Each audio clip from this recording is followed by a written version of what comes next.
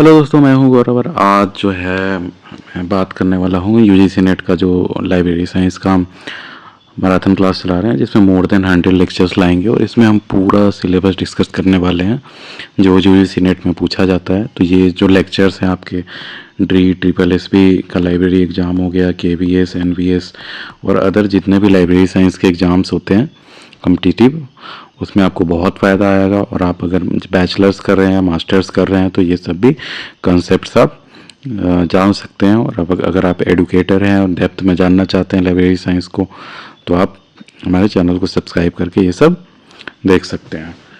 तो चलिए, ये हमारा जो है आपका लेक्चर 14 है, तो इसके पहले के भी लेक्चर्स आप देखिए। तो चलिए शुरू करते हैं। Law of library science. तो लाइब्रेरी साइंस के 5 जो लॉज हैं वो सब इसमें हम डिस्कस करने वाले हैं।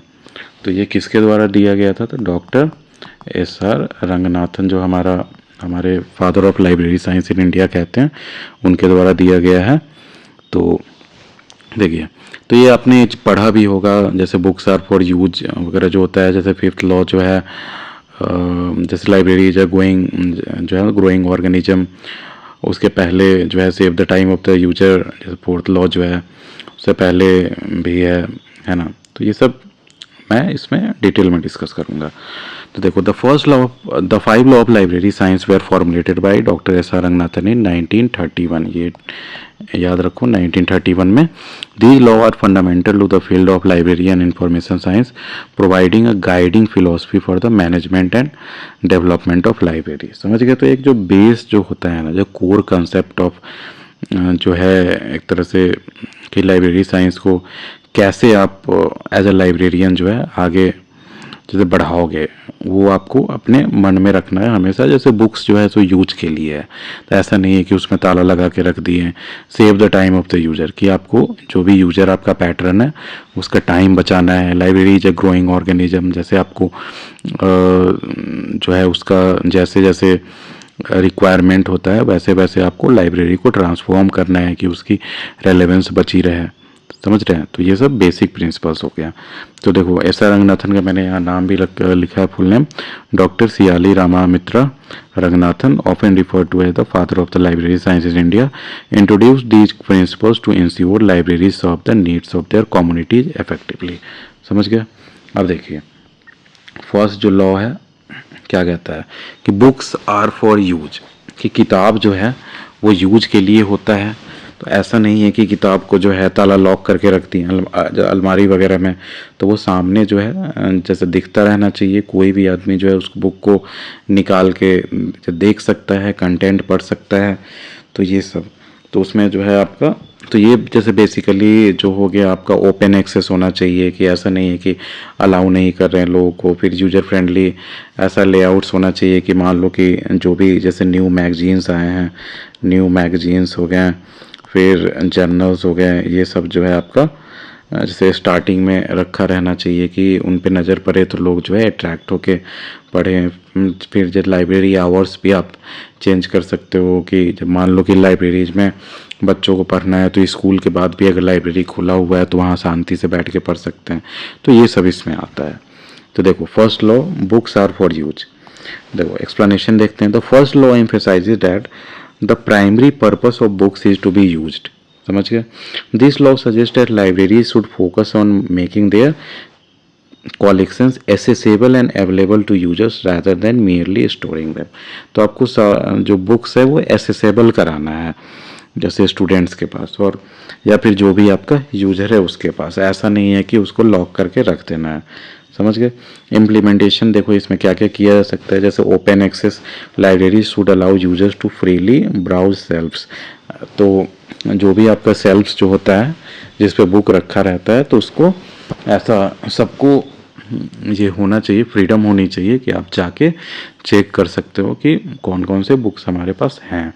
यूजर फ्रेंडली लेआउट होना चाहिए, designing libraries in a way that facilitates easy access to books. समझ गया? इसमें भी जो है आपका लाइब्रेरी बिल्डिंग वगैरह का भी कॉन्सेप्ट आ जाता है कि वो आपका it's like centre of the university में होना चाहिए कि मतलब कहीं से भी जो है लाइब्रेरी इजीली जाया जा सके। तो ये सब देखो, library hours extending operating hours to accommodate user schedule. समझ गए कि जैसे वीकेंड में भी आप लाइब्रेरी खोल के रखे हो, जैसे रिसर्च इंस्टीट्यूशंस में देखोगे या फिर कॉलेजेस में, वहाँ 24 आवर्स जो होती है लाइब्रेरी खुली रहती है। तो ये सब समझ सकते हो आप। प्रमोशन हो गया, encouraging reading and library use through various programmes and activities. समझ गए कि ऐसे जो जो भी जैसे स्टूडेंट्स हैं या फिर मतलब टीचर्स यूजर सबको इनकरेज करना चाहिए कि वो लाइब्रेरीज में ज़्यादा से ज़्यादा जाके जो है आपके जो भी जो है लाइब्रेरी रिसोर्सेज है उसको यूज करें और फ़ायदा लें। अब देखो इम्पोर्टेंस क्यों है इस लॉ का। This law highlights the shift from preserving books.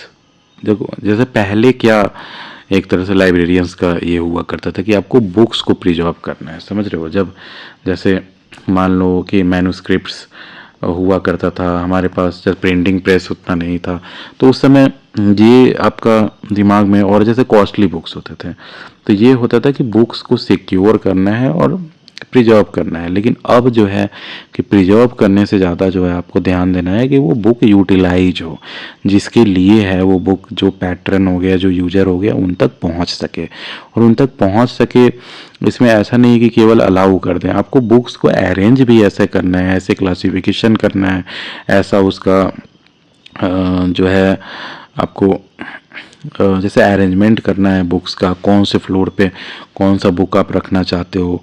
ठीक है, जैसे कोई आप जैसे बुक्स रख रहे हो इंडियन हिस्ट्री का, तो उसी के बगल में मान लो कि जैसे स्टेट हिस्ट्री का बुक्स है, वर्ल्ड हिस्ट्री का बुक्स है, तो आसपास की आदमी अपने इंटरेस्ट के अनुसार जो है उसे जैसे चूज कर सके। तो इसमें क्लासिफिकेशन, कैटलॉगिंग सब इम्पॉर्टेंट हो जाता है।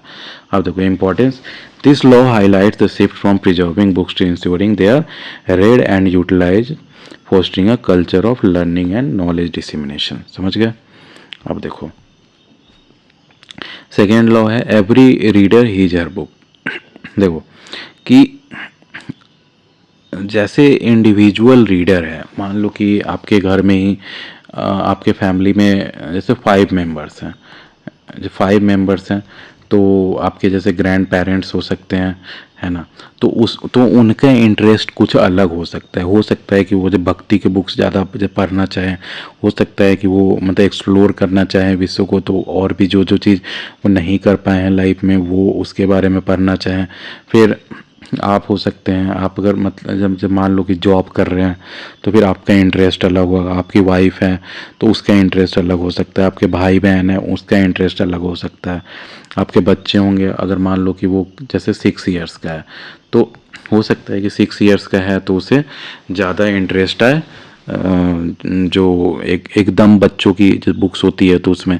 तो वही कहा जाता है कि every reader his her book. जितने रीडर हैं ना, सबके लिए कोई ना कोई बुक है ही, वो इंटरेस्ट के अनुसार। It depends upon the librarian कि वो बुक को जो है यूजर तक कैसे पहुंचाता है उनके इंटरेस्ट को, और आप इंटरेस्ट कैसे जानते हैं।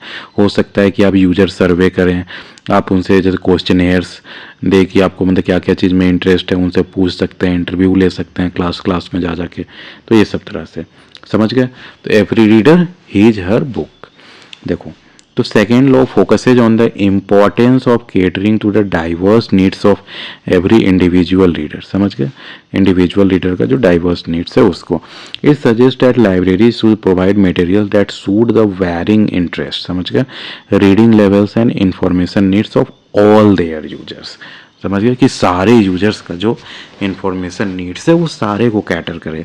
ऐसा नहीं है कि जो है कोई एक बंदा जो है बैठ के जो है जो बता दे कि यार ये ही बस इंटरेस्ट लेते होंगे लोग। आपको यूज़र स्टडी भी करना है, यूज़र स्टडी करके ही पता चलेगा कि यूजर्स किस चीज़ में ज़्यादा इंटरेस्टेड है, जो कौन सी बुक ज़्यादा इशू हो रही है, ये सब तरीके से। समझ गए। देखो इम्प्लीमेंटेशन कैसे करोगे आप इसको, तो डाइवर्स कॉलेक्शंस आप मतलब डाइवर्सिफाई करके रखोगे अपने यहाँ कि ज़्यादा से ज़्यादा लोग आ सके, including books and resources on various subjects, language and formats. देखो personalise services, offering reader advisory services to recommend books based on individual preferences. तो रीडर एडवाइजरी सर्विसेज आपके यहाँ रह सकता है कि आप एक जैसे रीडर एडवाइजरी सर्विसेज का एक मतलब किसी को नोडल ऑफिसर बना दीजिए, तो उससे जाके आदमी जो भी यूजर्स है वो पूछ सकते हैं कि जो है सर मेरे को ये सब इंटरेस्ट है बुक्स में, ये कहाँ मिलेगा इस टाइप से, तो आप पर्सनलाइज सर्विसेज दे सकते हैं उन्हें। अब देखो inclusive programs, creating programs and activity that cater to different age groups, cultures and interest, जैसे मैंने अभी एग्जांपल दिया था फैमिली का, तो उस टाइप से। अब देखो इंपॉर्टेंस इसका क्या है, this law understands the need for library to be inclusive, मतलब ऐसा नहीं है कि किसी खास एज ग्रुप के लिए, किसी खास सब्जेक्ट के लिए। मानो कि आप जैसे इंजीनियरिंग कॉलेज में हो और वहाँ पे बीटेक में देख रहे हो कि जैसे कंप्यूटर साइंस की 1000 किताबें हैं और मैकेनिकल इंजीनियरिंग की बस 10 बुक्स हैं, तो ये समझ रहे हो। तो यहाँ पे यही कहा जा रहा है कि इंक्लूसिव होना चाहिए, कि सबके लिए कुछ ना कुछ जो है, सबके इंटरेस्ट के अनुसार कुछ ना कुछ बुक्स होनी चाहिए, and responsive to the unique needs of their community, ensuring that everyone finds something in, of interest and value in library। सबके लिए कुछ ना कुछ होना चाहिए। अब देखो थर्ड लॉ है every book it's reader.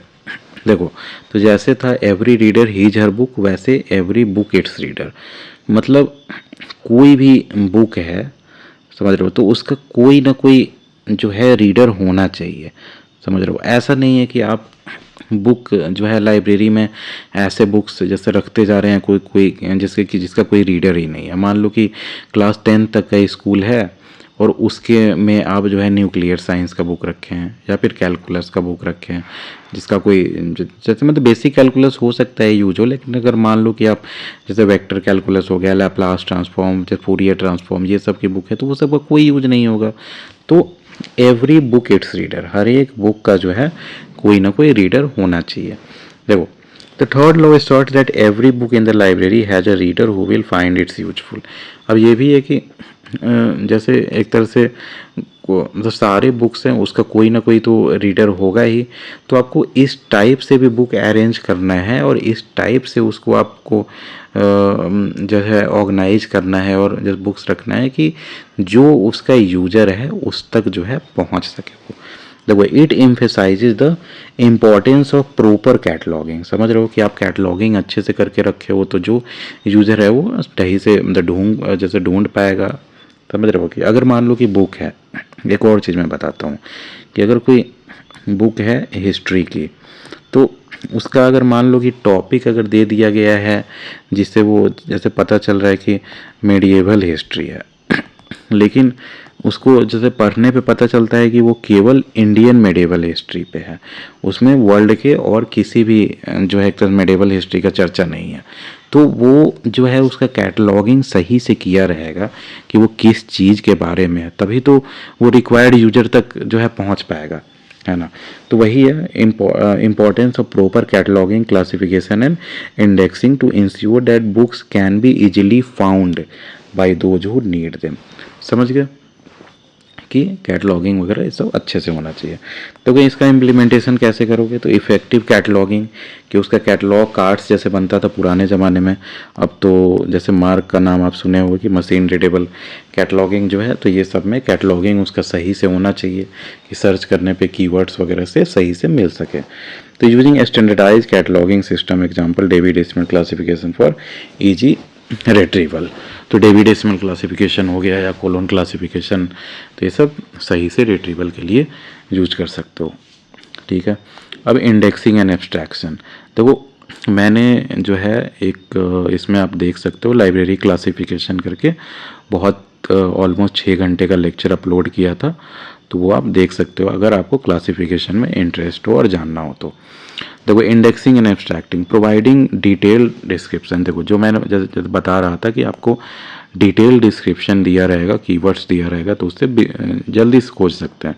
And summaries to aid in the discovery of resources, और बुक का जो एब्स्ट्रैक्ट और समरी जो कह सकते हैं वो अगर दिया हो तो। देखो प्रमोशन, जैसे प्रमोट किया जा सकता है कि जो जैसे मान लो कि आप एक ऐसा जैसे जो है लाइब्रेरी में घुसते ही एक ऐसा जैसे डिस्प्ले बोर्ड बना देते हैं जिसमें आप ऐसे जो भी नए बुक्स आए हैं या फिर जैसे book of the day, book of the week, इस टाइप से आप उसको प्रमोट कर सकते हैं बुक्स को जो कम यूज हो रही है books. Highlighting lesser known books through displays, reviews and recommendation, समझ गए। अब देखो importance, this law ensures that valuable resources do not remain unused and that all materials in the library are accessible to those who need them। समझ गया। अब देखो fourth law of library science जो है save the time of the reader. तो इसमें है fourth law में कि आपको जो है जो रीडर है उसका टाइम सेव करना है, ऑब्वियस सी बात है। तो कैसे सेव करोगे, तो आप जो है एक तरह से लाइब्रेरी मैनेजमेंट सॉफ्टवेयर अच्छा यूज़ कर सकते हो, फिर लाइब्रेरी ऑटोमेशन की तरफ जा सकते हो, है ना। फिर आप जैसे RFID टैग्स वगैरह लगा दिया जाता है जिससे खुद जो है खुद ही इशू करके खुद ही जमा कर सकता है कोई जो लाइब्रेरी यूज़र है। तो फिर और जो है आप टेक्नोलॉजी का बेटर इस्तेमाल कर सकते हो इसमें। तो ये सब जो है आपका फोर्थ लॉ में आ जाता है। देखो save the time of the reader, the fourth law emphasizes the importance of efficiency in library operations। It suggests that libraries should strive to save the time of their users by providing quick and easy access to information. समझ गया कि quick और easy access to information मिलना चाहिए। अब देखो implementation इसका कैसे होगा, तो efficient layouts, organising the library for easy navigation and quick access to resources. समझ गया कि उनका जो है लाइब्रेरी में ऐसे ऑर्गेनाइज होना चाहिए कि आपको कोई भी रिसोर्स जो है इजी मिल सके और नेविगेशन इजी हो, कि मतलब कोई बुक अगर ढूंढना हो तो वो इजीली ढूंढ सके। अब देखो डिजिटल कैटलॉग्स, जैसे आपको जैसे पता ही होगा कि पहले कैटलॉग कार्ड्स बनता था, अब जो है डिजिटल कैटलॉग्स बनता है कि आप लाइब्रेरी में जाइए और सर्च कीजिए तो आपको जैसे कंप्यूटर पे सर्च करोगे तो उसमें आ जाता है कि कौन से फ्लोर पे कहाँ पे ये रखा हुआ है। ठीक है, तो implementing online catalogue and databases for remote access. समझ गए। अब जैसे स्टाफ ट्रेनिंग देख लो, ensuring that library staff are well train to assist users effectively and promptly. समझ गए। तो कोई इंपॉर्टेंस देखते हैं इसका। This law highlights the value of time and the need for libraries to be user centric. समझ रहे हो कि आपको जो है टाइम बहुत वैल्यूएबल है आपका भी, और जो लाइब्रेरी में जो यूजर्स आ रहे हैं जिसको पैटर्न्स भी कहते हैं उनका भी। तो उनका आपको जितना जल्दी आप किसी को इन्फॉर्मेशन प्रोवाइड करोगे तो वो दोबारा नेक्स्ट टाइम रिटर्न होना चाहेगा। समझ रहे हो। Minimising any obstacle that might impede access to information. जो भी ऑब्स्टिकल्स आ रहा है बीच में उसको आपका एक दायित्व तो होना चाहिए कि उसको कम करें। ठीक है। अब देखो फिफ्थ लॉ है a library is a growing organism. देखो इसमें मैं एक चीज़ ऐड करना चाहूँगा कि ये आप इसलिए इम्पोर्टेंट बन जाता है, इसको आप ध्यान से याद कर लो कि इसमें ऑर्गेनिज्म है। ये मुझे अब बाद में थैंक यू कहोगे, लेकिन ये ऑर्गेनिज्म है, ये आप याद कर लो। अच्छा, देखिए library is a growing organism, ये है फिफ्थ लॉ। क्योंकि बहुत बार मैंने एग्जाम में देखा है कि ऑर्गेनिज्म की जगह ऑर्गेनाइजेशन दे दिया जाता है और लोग उसी में टिक लगाते हैं। सब यही सोचते हैं कि लाइब्रेरी है तो ऑर्गेनाइजेशन में ही टिक लगेगा, लेकिन जो सही है वो है a library is a growing organism. तो देखो explanation, the fifth law views the library as a dynamic क्या हुआ कि देखो इसमें स्टैटिक रूल नहीं होना चाहिए, कि जैसे जैसे आपको चैलेंजेस आते जाए वैसे ही डायनेमिक आपको डिसीजंस लेना है और प्रॉब्लम को सोल्व करना है। एन इवोल्विंग एंटिटी, और ये इवोल्व हो रहा है दिन ब दिन। देखो जैसे इवोल्यूशन में ऐसे बताता हूँ कि देखो पहले केवल लाइब्रेरीज में बुक्स होता था, उसके बाद CD होने लगा, DVD होने लगा, इसके भी पहले बुक्स के बाद फ्लॉपी डिस्क आने लगा था। फिर जो है क्लाउड कंप्यूटिंग का कंसेप्ट आ गया।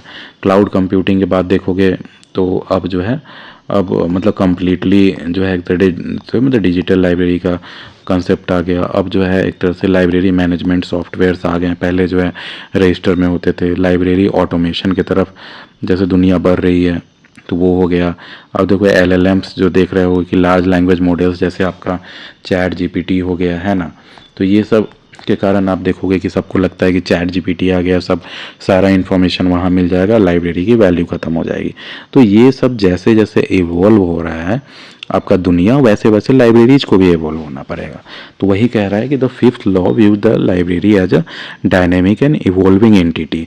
It emphasizes the need for library to grow and adapt to changing times, technologies and user needs. समझ गया। अब देखो इम्प्लीमेंटेशन, तो कलेक्शन डेवलपमेंट, तो continuously updating and expanding collections to include new and relevant materials. समझ गए। अब देखो, तो वही न्यू एंड रेलेवेंट मटेरियल्स जो है इम्पॉर्टेंट हो जाता है। जैसे मैं एक एग्जांपल बताता हूँ कि मान लो कि आपका इंजीनियरिंग कॉलेज है कोई। अब इंजीनियरिंग कॉलेज में आप मान लो केमिकल इंजीनियरिंग कर रहे हो, है ना, केमिकल इंजीनियरिंग। तो इसमें आपका रिफाइनरी वगैरह में जो है कैसे ऑयल रिफ़ाइन किया जाता है, क्रूड ऑयल को रिफ़ाइन करके कैसे कैसे उससे जैसे पेट्रोल डीजल वगैरह निकलता है, तो ये सब के बारे में आप पढ़ना चाह रहे हो। तो लेकिन आप बुक जैसे खोजने जा रहे हो तो उसमें देख रहे हो कि 30 ईयर्स ओल्ड टेक्नोलॉजीज इसमें लिखा हुआ है। तो जो लेटेस्ट टेक्नोलॉजीज आई तो वो हो सकता है कि इंडिया में उसकी कोई इंडियन राइटर बुक नहीं लिखे हों। तो आपको एज ए लाइब्रेरियन आपकी दायित्व तो बनती है कि जो भी लेटेस्ट जो भी उसका इंफॉर्मेशन आ रहा है, मैगजीन्स हो रहा है, तो ये सब जो है आप प्रोवाइड कराइए कि उसका उपयोगिता बनी रहे और एडेप्ट करता रहे लाइब्रेरी की, उसकी इम्पोर्टेंस और रेलेवेंस बची रहे। अब देखो, technological integration, incorporating new technology to improve services. Example digital libraries and जैसे डिजिटल लाइब्रेरीज हो गया, ऑटोमेटेड सिस्टम्स हो गया। अब देखो स्पेस प्लानिंग जैसे इसमें वीडिंग एक आप नाम सुनोगे, एक रीडिंग टर्म है, आप याद कर लो, यूज बहुत बार एग्जाम्स में आता है कि पुराने जो बुक्स और जो रिसोर्सेज हैं उसको खाली करा के या हटा के जो यूज नहीं हो रहा है, आपको नए रिसोर्सेज जो आप लाओगे तो उसको पुराने रिसोर्सेज जो आप हटाओगे, बुक्स हो गए, जर्नल्स हो गए, ये सब, तो उसको रीडिंग प्रोसेस कहते हैं लाइब्रेरी में। देखो, तो space planning, expanding and reconfiguring physical space to accommodate growth and changing uses. तो ये सब जो है लाइब्रेरीज है ग्रोइंग ऑर्गेनिज्म के अंदर आ जाता है। अब देखो importance, this law ensure that libraries remain relevant and effective in serving their communities by adapting to new challenges and opportunities। समझ गए। देखो, अब जो है हिस्टोरिकल कंटेक्स्ट देखते हैं। देखो, तो ये कब लॉ जो है जो फॉर्मुलेट किया गया, तो 1931 में, ये याद कर लो। और इसके 2-3 साल बाद जो है वो कम्प्लीटली रिटेन वर्जन में आया था।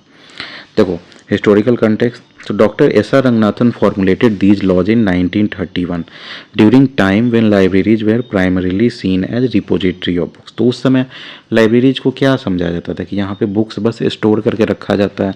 His forward thinking approach revolutionise library science, emphasizing the role of libraries as active facilitators of knowledge and learning।